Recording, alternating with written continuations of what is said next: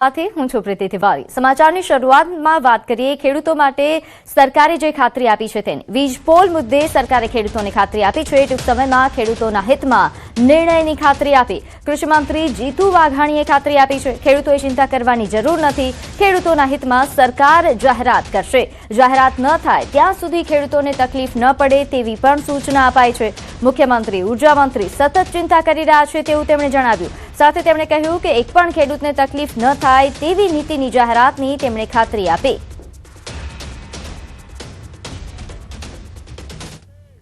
ખેડૂતને મુશ્કેલી પડી છે ત્યારે હંમેશા એની બાજુમાં સરકાર રહી છે। અમે ભૂપેન્દ્રભાઈ ચર્ચાઓ કરી છે, ઋષિભાઈ ચર્ચાઓ થઈ છે। મેં કહ્યું ને પ્રોપેગેન્ડા નહીં, પણ પ્રાયોરિટી છે અમારા માટે। મિત્રો, ભૂપેન્દ્રભાઈ જ્યારથી નાના મોટા જે ઇસ્યુ ચાલી રહ્યા છે, કિસાનોની સાચ અર્થમાં જે મુશ્કેલી છે એમના માટે કારણ કે વહીવટી તંત્રની અંદર આ બધી વ્યવસ્થાઓ, એની ફાઇલો, પેલા ઓફ ધી રેકર્ડ ચર્ચા, ફાઇલો ચલાવવું, એ બોલવું એ સહેલું છે, એ વ્યવસ્થામાં અનુકૂળ કરવું ને અઘરું છે। હું તમને કહું છું મિત્રો, અન્ય જગ્યાએ પણ સરકારો છે, ત્યાં પણ કેવી રીતે બધું અપાય છે ને। અત્યારે જે વાત કરે છે વીજ પોલની, એની વાત કરું છું, એ જોઈ લેવાની છૂટ પત્રકારોને આપું છું। જ્યાં જે લોકો બોલે છે એની વાત કરું છું, પણ મને આનંદ છે કે જેના મનમાં શુદ્ધ ભાવ હોય ને એને જ સફળતા મળે ને એને જ ઈશ્વરના ખેડૂતોના આશીર્વાદ મળે। જ્યારે મારા મનમાં પાપ હોય, બગલ મેં છુરી મુંહ મેં રામ હોય, ત્યારે ક્યારે ઈશ્વર સફળતા આપતો નથી। એના માટે હૃદય જોઈએ, હૃદય। મિત્રો, મારે વિશેષ વાત નથી કરવી, વાતો ગમે એટલી કરી શકીએ, પણ તમારા કાર્યકર્તા હોય ને એટલાય નથી નીકળ્યા। મિત્રો, અહીંયા ધારણા રાખજો, ભૂપેન્દ્રભાઈ એ કોઈ કે છે, કોઈ લિમિટો આપે છે, એમ સરકાર ન વ્યવસ્થા કરી શકે। એના આધાર ઉપર ન હોય, સબજેક્ટની વાત ન હોય। એ ભૂતકાળમાં પણ કર્યું છે, અત્યારે પણ કરી રહ્યા છીએ, અને ભવિષ્યમાં પણ તમને ખાતરી આપીએ છીએ કે એક પણ ખેડૂતને તકલીફ ન થાય એ પ્રકારની નીતિ એ આવનારા સમયની અંદર ભૂપેન્દ્રભાઈની ભારતીય જનતા પાર્ટીની ખેડૂતોની સરકારે નિર્ણય લેવાની છે। મિત્રો, ક્યાંય કોઈ ચિંતા કરવાની આવશ્યકતા નથી। મંત્રી તરીકે આપ સૌને હું વિશ્વાસ અપાવું છું। અમારા ઉર્જા મંત્રી એ સતત ચિંતા કરી રહ્યા છે, બધી પ્રક્રિયાઓમાંથી કેમ બહાર નીકળાય, અને સાથે સાથે એ મિત્રો નિર્ણય ન થાય ત્યાં સુધી ભૂપેન્દ્રભાઈ કહ્યું છે ખેડૂતોના ખેતરમાં મુશ્કેલી ન પડે ને એની પણ સરકારે સૂચના આપી છે। જ્યાં સુધી ટૂંક સમયમાં એ નરેન્દ્રભાઈ, આપણા ભૂપેન્દ્રભાઈ એ નિર્ણય જાહેર કરશે મિત્રો, ત્યાં સુધી કોઈ ખેડૂતોને લેશ માત્ર ચિંતા કરવાની જરૂર નથી। જે ખેડૂતો અસરગ્રસ્તો છે એની વાત કરું। તો ખેડૂત મંત્રી જીતુ વાઘાણી કે જેમણે ખેડૂતોને રાહત આપતી ખાતરી આપી છે, તેમણે કહ્યું કે વીજ પોલ મુદ્દે સરકાર ટૂંક સમયમાં જ જાહેરાત કરશે અને ખેડૂતોના હિતમાં જાહેરાત કરશે। કે સરકારની બાબત હોય કે સમાજની બાબત હોય, હંમેશા ખેડૂતોએ સહયોગ એ સમાજના હિતમાં આપ્યું છે। અને હું પુનઃ એકવાર કહું છું, સૌ ખેડૂતોને કહું છું, કોઈએ પણ કિંતુ પરંતુ મનમાં ભ્રમ રાખવાની આવશ્યકતા નથી। લાંબા ગાળાની નીતિ એ કોઈ પણને યશ અપયશ મળે એની ચિંતા ભાજપની સરકાર નહીં કરે। આ પ્રકારની નીતિ અપનાવીને ખેડૂતના હિતકારી નિર્ણય એ અમે લઈશું, અને ત્યાં સુધી માની મુખ્યમંત્રીશ્રીએ પણ આદેશો આપ્યા છે, કોઈ પણ જે ખેડૂત છે અત્યારે એને જ્યાં પણ મુશ્કેલી છે એને પણ તકલીફ ન પડે એના આદેશો પણ। તો કૃષિ મંત્રી જીતુ વાઘાણીએ ખેડૂતોના હિતમાં ખાતરી આપતા કહ્યું છે કે વીજ પોલ મુદ્દે સરકાર ખેડૂતોને લાભ થાય તેવા પ્રકારની જાહેરાત કરશે। ખેડૂતોના હિતમાં જાહેરાતની નિર્ણયની તેમણે ખાતરી આપી છે। નોંધનીય છે કે આજે ગોંડલમાં જે ખેડૂત સંમેલન યોજાયું તેમાં તેમણે ખાતરી આપી। તો ખેડૂતો મુદ્દે જીતુ વાઘાણીનું મોટું નિવેદન। નામ લીધા વિના કૃષિ મંત્રીના વિપક્ષ પર પ્રહાર। અમારા માટે ખેડૂતો પ્રોપેગેન્ડા નહીં, પ્રાથમિકતા છે। ખેડૂતોના પ્રશ્ન પર વાઘાણીએ સંકેત આપ્યા, સમસ્યાના સમાધાન કરવાનું કામ સરકારનું છે, આવું નિવેદન વાઘાણી। અમારે મન એ ખેડૂતો એ કોઈ એજન્ડા નથી, અમારે મન ખેડૂતો એ પ્રાયોરિટી છે, પ્રોપેગેન્ડા નથી। ક્યારેય ભારતીય જનતા પાર્ટીના આગેવાનોએ ખેડૂતોનું અહિત કરવા માટેનું વિચાર્યું પણ નથી। જે પ્રશ્નો, જે સમસ્યા જે વિષય ચાલતો હોય મિત્રો, સમસ્યા પ્રશ્નો એ કાયમી છે, એના સમાધાનો કરવાનું કામ એ સરકારોનું છે. સમાચારમાં આગળ વાત કરીએ. વડોદરા કોર્પોરેશનને ઉડાવી દેવાની ધમકી ઈમેલ કરીને અપાઈ. નોંધ્ય છે કે આ ધમકીએ પાર્કિંગમાં મૂકેલી એક કારમાં બોમ્બ છુપાયા હોવાનું આ મેલમાં ઉલ્લેખ કરાયો છે. ડીસીપી બોમ્બ સ્ક્વોડ સહિતના અધિકારીઓ ઘટના સ્થળે પહોંચ્યા. વડોદરા કોર્પોરેશનને બોમ્બથી ઉડાવી દેવાની ધમકી મળી છે. અંગ્રેજી ભાષામાં ઈમેલ કરીને આ ધમકી આપવામાં આવી. પાર્કિંગમાં મૂકેલી એક કારમાં બોમ્બ છુપાયા હોવાનો ઉલ્લેખ આ મેલમાં કરવામાં આવ્યો છે. ડીસીપી બોમ્બ સ્ક્વોડ સહિતના અધિકારીઓ ઘટના સ્થળે પહોંચ્યા છે અને તપાસ હાથ ધરાઈ છે. વીએમસી કચેરીની અંદર હાલ બોમ્બ થ્રેટની અફવા છે, જેની અંદર એક કાર દ્વારા 3 વાગ્યાની આસપાસ આ સમગ્ર વીએમસી કચેરીને ઉડાડી દેવામાં આવશે એવું ધમકીભર્યો મેલ મળ્યો છે.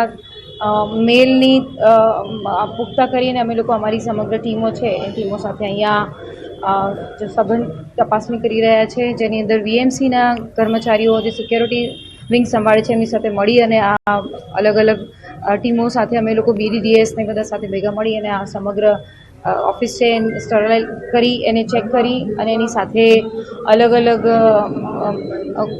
ગેટ્સ છે, પાર્કિંગ એરિયા છે, ઓફિસ પ્રિમાઇસીસને ચેક કરી રહ્યા છે. વડોદરા મહાનગરપાલિકાની વડી કચેરીને બોમ્બથી ઉડાવી દેવાની ધમકી આપતાની સાથે જ જે સુરક્ષા તંત્ર જે છે તે દોડતું થયું છે અને સીધા દ્રશ્યો તમે જોઈ રહ્યા છો કે વડોદરા મહાનગરપાલિકાની કચેરી જે છે તે ખંડેરાવ માર્કેટ ખાતે આવેલી છે અને ત્યાં અત્યારે બોમ્બ સ્ક્વોડ, ડોગ સ્ક્વોડ દ્વારા ચેકિંગ જે છે તે કરવામાં આવી રહ્યું છે.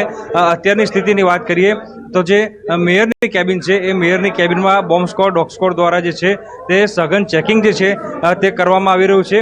ઉલ્લેખનીય બાબત છે કે જ્યારે વડોદરા મહાનગરપાલિકાની જે વડી કચેરી છે ત્યાં બોમ્બથી ઉડાવી દેવાની ધમકી મળતાની સાથે જ જે છે તે વહીવટીતંત્ર દોડતું તો થયું જ છે, પરંતુ કર્મચારીઓમાં ફફડાટનો માહોલ હતો.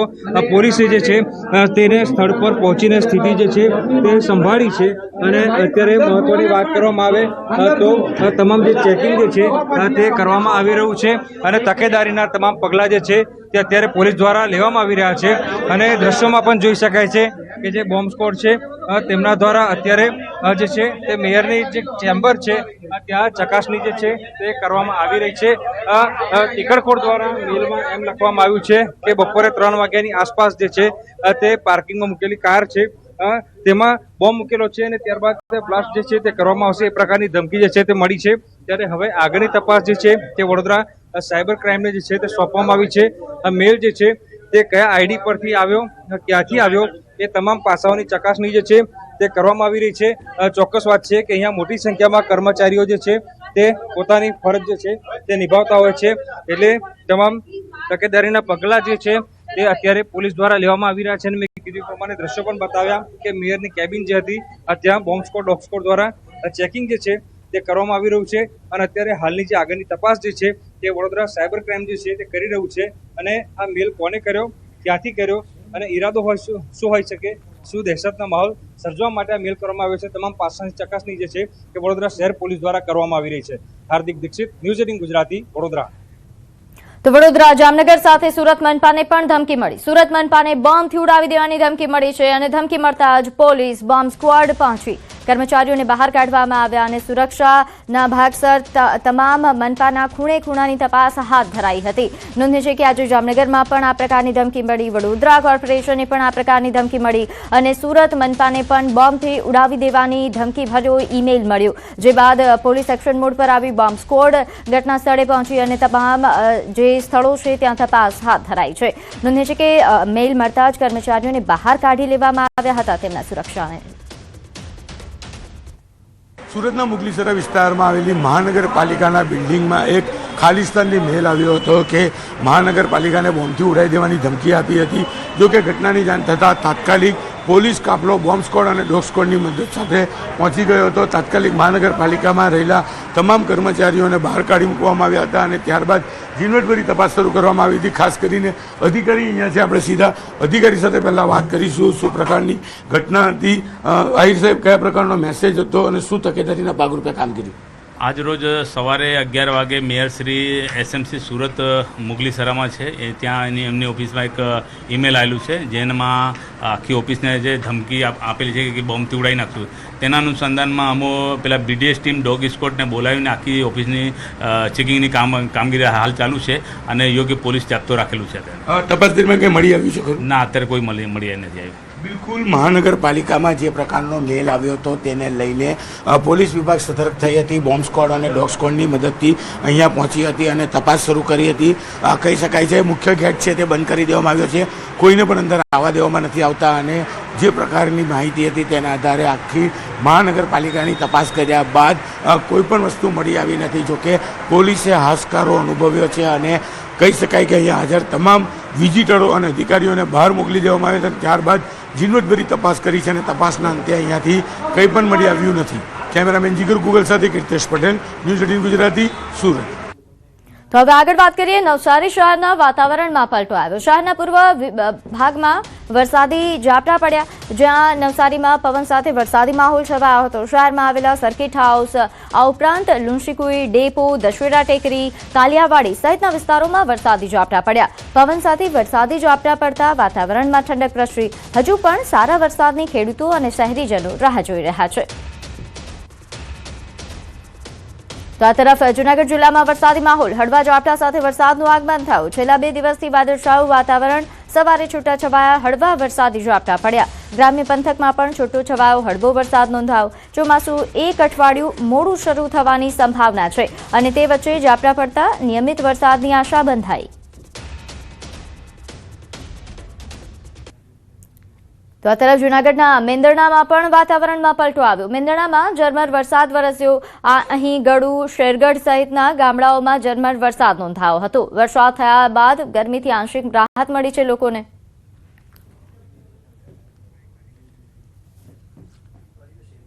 ગુજરાતમાં ચોમાસાને લઈને ખેડૂતોની ચિંતા વધી રહી છે. ત્યારે ખેંચાયેલા ચોમાસા અંગે હવામાન નિષ્ણાંતોનું ચિંતાજનક અનુમાન સામે આવ્યું છે. હવામાન નિષ્ણાંત અંબાલાલ પટેલે કહ્યું કે અલનીનો એ ચોમાસાનો દુશ્મન બની રહ્યો છે. અલનીનોને કારણે ચોમાસું હાલક ડોલક સ્થિતિમાં છે. તો બીજી તરફ હવામાન વિભાગે રાજ્યના કેટલાક વિસ્તારોમાં હળવા વરસાદની આગાહી કરી છે.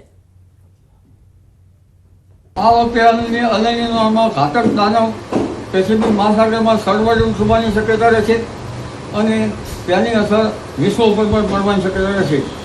જેમ કે દક્ષિણ અમેરિકામાં ભારે પૂર, તો દક્ષિણ ગુજરાતના કેટલાક ભાગમાં ઓછો વરસાદ રહેવાની શક્યતા રહે. એટલે આ વખતે ચોમાસું હાલક ડોલક સ્થિતિમાં રહેશે. દક્ષિણ ગુજરાતનું હવામાન અને ઉત્તર ગુજરાતના હવામાનમાં આ બંને વચ્ચેની સ્થિતિમાં ઇનર ટ્રોપિકલ કન્વર્જન ઝોનની પર અસર થતી હોય છે. એટલે આ અલનીનોની અસર આ વખતે સપ્ટેમ્બરમાં घातक अनुभव है. आम छठा अक्टूबर સુધી વરસાદ તો થતો જ રહેશે. डे 2 डे 3 मतलब 17-18 जून को दक्षिण गुजरात की जो जिलाएं हैं सूरत, तापी, नवसारी, वलसाड, दमन दादरा नगर हवेली और डांग के लिए दिया गया है. પાણીનું સંકટ તો થવાનું જ છે, કારણ કે જ્યારે વરસાદ જ 65% આસપાસ પડે ત્યારે આપ કહી શકો કે પાણીની ખેંચ અને ઇરિગેશન માટેની તકલીફો ઊભી થવાની છે. વરસાદ આધારિત ખેતી કરતા ખેડૂતોમાં ચિંતા વધી છે. વરસાદ મોડો પડે તો સૌથી વધુ નુકસાન ખેડૂતોને. વાવણીની તૈયારીઓ પૂરી, પરંતુ હજુ વરસાદ નહીં. આમ કાગડોળે વરસાદની રાહ જોઈ રહ્યા છે તેવું ખેડૂતો જણાવી રહ્યા છે. ખેડૂતોને કુદરત સિવાય કોઈ આધાર નથી. છેલ્લા 10 વર્ષની સરખામણીએ આ વર્ષે વરસાદ મોડો પડ્યો છે.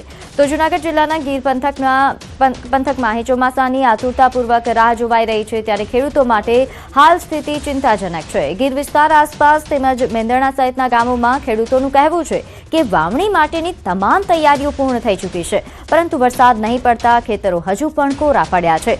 વરસાદ વધુ મોડો પડશે તો માત્ર ખેતી જ નહીં, પરંતુ પશુપાલન, આગામી ઉત્પાદન પર પણ તેની સીધી અસર પડશે. ખેડૂતોને આશા હતી કે જૂનના પહેલા અથવા તો બીજા સપ્તાહમાં વાવણી લાયક વરસાદ થઈ જશે, જેના કારણે ખેડૂતોએ અગાઉથી જ પોતાના ખેતરો તૈયાર કરી લીધા અને તમામ બિયારણ પણ ખરીદી લીધું હતું.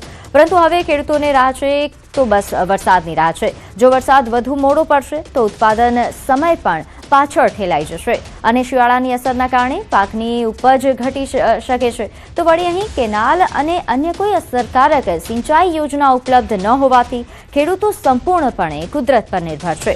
ખેડૂતોનું કહેવું છે કે સિંચાઈ પ્રોજેક્ટ આપવામાં આવે તો વરસાદની અનિશ્ચિતતાથી થતી મુશ્કેલીઓથી રાહત મળી શકે. આગોતરું આયોજન જે કરવાનું હોય એ પણ અમારી પાસે વ્યવસ્થા નથી. હાલ અમે ખરેખર કાગડોળે વરસાદની રાહ જોઈ રહ્યા છીએ. વહેલામાં વહેલી તકે વરસાદ આવે જેથી કરીને ખેડૂતોને ફાયદો થાય. ખેડૂતોને કુદરત સિવાય કોઈ આધાર નથી. જો કુદરત રૂઠે તો ખેડૂત બહુ મૂંઝાય એવી પરિસ્થિતિ આ વર્ષે ઊભી થઈ છે. કારણ કે છેલ્લા 10 વર્ષની આપ સરખામણી કરો તો આ વર્ષે વરસાદ બહુ મોડો થાય એવું લાગે છે. હવે જો ભગવાનની દયા થાય અને ટાઈમસર જો વરસાદ થઈ જાય આ 25ની અંદર તો સારું, નકર તો ખેડૂતને હેરાનગતિ છે. પાણી પણ ભરીને વાડીએ જવું પડે. તો સુરેન્દ્રનગરમાં નર્મદા કેનાલમાં મસમોટા ગાબડા પડ્યા. આંકેવાડિયા પાસે નર્મદા કેનાલમાં ગાબડા પડ્યા. સમારકામ બાદ પાણી છોડતા જ કેનાલ ઠેર ઠેર તૂટી પડ્યું. અહીં નબળા કામની પોલ ખુલતા જ ખેડૂતોમાં ભારે રોષ છવાયો છે. તળિયામાં ગુણવત્તાહીન કામ થયાનો ખેડૂતોનો આક્ષેપ છે. કેનાલના પોપડા ઉખડતા ખેતરોને નુકસાનની ભીતિ તેમજ કોન્ટ્રાક્ટર અને જવાબદાર અધિકારીઓ સામે કાર્યવાહીની ખેડૂતો માંગ કરી રહ્યા છે. ગણતરીના સમયમાં જ કેનાલ તૂટતા હવે સવાલો ઉઠી રહ્યા છે. નોંધ્ય છે કે હાલમાં જ અહીં સમારકામની કામગીરી કરવામાં આવી હતી અને જ્યારે પાણી છોડાયું ત્યારે અહીંથી પોપડા ઉખડવા લાગ્યા. જે આ કામગીરી જે હલકી ગુણવત્તાની કામગીરી થઈ છે તેની પોલ ખોલી રહ્યું છે. 15 તારીખે પાણી છોડવાનું હતું કેનાલમાં, 16 તારીખ થઈ, આ છોડ્યું પાણી, આજને આજ કેનાલમાં ગાબડા પડી ગયા. એના લીધે ખેડૂતને નુકસાની ભવિષ્યમાં પણ અને કેનાલના જમારાઓ અને પાણી એના કારણે ખેડૂત આજ પણ માગ એ એન્જિનિયર અને આના કોન્ટ્રાક્ટર એને જે કેનાલ બનાવી છે એના લીધે નુકસાન ખેડૂતને થાય એવું છે અને કૌભાંડવાળું એમને કામ કર્યું છે. D6માં કામ કર્યું, માટીકામ સારું નથી કર્યું, સિમેન્ટ વરસાદમાં પલ્લેલી વાપરેલી અને કેનાલ બેસી જાય. અત્યારે હવે ખેડૂતને કપાસિયા ચોપીને મેકા તો એનું વળતર આપવા કોણ તૈયાર રહેશે? અત્યારે બધાના કપાસિયા બગડશે. આ ક્યારે ચાલુ થાય છે અને ક્યારે માણસો પાય તો એનું વળતર આપવામાં કોણ જવાબદાર? કેનાલ બેસી જાય, તૂટી જાય, ગાબડું અંદર નીચે આખો તાળો પડી ગયો. હવે એનું શું કરવાનું? ઉનાળાની સિઝન હવે પૂર્ણતાના આરે છે, પણ પોરબંદરના માર્કેટિંગ યાર્ડમાં અનોખા દ્રશ્યો સર્જાયા. આ વખતે કંઈક એવું બન્યું છે જેણે બધાને ચોંકાવી દીધા છે. અહીંની જાણીતી સુદામા ફ્રૂટ કંપનીમાં દુનિયાની સૌથી અનોખી, સૌથી મોટી અને સૌથી મોંઘી ગણાતી 2 ખાસ આંતરરાષ્ટ્રીય જાતની કેરીઓનું આગમન થયું અને તેની ધમાકેદાર હરાજી કરવામાં આવી. જેમાં વિશ્વની સૌથી મોટી ગણાતી એવી નૂરજહાં કેરીને માત્ર 1 નંગનું 1100 રૂપિયામાં વેચાણ થયું હતું. જ્યારે જાપાનની પ્રખ્યાત અને દુનિયાની સૌથી મોંઘી ગણાતી મિયાઝાકી કેરીનું 1 નંગ કે જે 2300માં વેચાયું. સામાન્ય રીતે આપણે કિલોના ભાવે કેરી ખરીદવા માટે ટેવાયેલા છીએ, પરંતુ પોરબંદરમાં આ ખાસ કેરીઓ એ નંગના ભાવે વેચાઈને હાલ સમગ્ર પંથકમાં ભારે આકર્ષણ અને કુતૂહલનું કેન્દ્ર બની છે.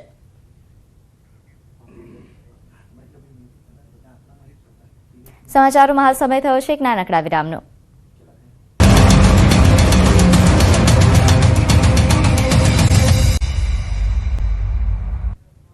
વિરામ બાદ આપનું સ્વાગત છે. આગળ વાત કરીએ, રાજ્યમાં આંગણવાડીઓમાં હવે યોગ શિક્ષણ આપવામાં આવશે. 21 જૂનથી રાજ્યની તમામ આંગણવાડીઓમાં યોગ અભિયાનની શરૂઆત થશે, જેમાં 3 થી 6 વર્ષના અંદાજિત 12,05,000 બાળકોને યોગની તાલીમ અપાશે. બાળકોને પ્રાણાયામ, અનુલોમ વિલોમ અને તાડાસન જેવી યોગ ક્રિયાઓ શીખવવામાં આવશે. આંગણવાડી કાર્યકરોને પણ ખાસ તાલીમ આપવામાં આવશે. યોગથી બાળકોની રોગ પ્રતિકારક શક્તિ વધારવા માટે મહિલા અને બાળ વિકાસ વિભાગ દ્વારા આ નિર્ણય લેવાયો છે. રાજ્યમાં 21 જૂને યોજાનારી નીટ અને યુજી પરીક્ષાને ધ્યાનમાં રાખીને પોલીસ તંત્ર એક્શન મોડ પર આવી છે. રાજ્યના પોલીસ વડા JS મલિકે તમામ પોલીસ કમિશનરો, રેન્જ આઈજીપી અને જિલ્લા પોલીસ વડાઓ સાથે વિડીયો કોન્ફરન્સ યોજી પરીક્ષાની તૈયારીઓની સમીક્ષા કરી. નીટ સંબંધિત કાયદો અને વ્યવસ્થાની કામગીરી માટે આઈજીપી મકરંદ ચૌહાણને રાજ્ય નોડલ અધિકારી તરીકે નિયુક્ત કરવામાં આવ્યા છે. ત્યારે પરીક્ષા કેન્દ્ર પર ચુસ્ત પોલીસ બંદોબસ્ત, ઉમેદવારોની સંવેદનશીલ ચકાસણી, ફોટોકોપી, ઝેરોક્સ કેન્દ્રો પર નજર, પ્રતિબંધિત ઇલેક્ટ્રોનિક ઉપકરણો માટે અલગ વ્યવસ્થા તેમજ સોશિયલ મીડિયા મોનિટરિંગ વધુ સક્રિય કરવામાં આવ્યું છે. આ પહેલા આપને જણાવી દઈએ એક મહત્વના સમાચાર નોંધીએ છે કે ટેટ મુદ્દત વધારવાની માંગ સાથે આંદોલનનું જાહેરાત કરવામાં આવી છે. 17 થી 30 જૂન સુધી આવેદનપત્ર અભિયાન સીએમ અને શિક્ષણ મંત્રીને પણ જે છે તે આવેદન આપવામાં આવશે. પ્રેસ કોન્ફરન્સ અને જનજાગૃતિ અભિયાન ચલાવાશે.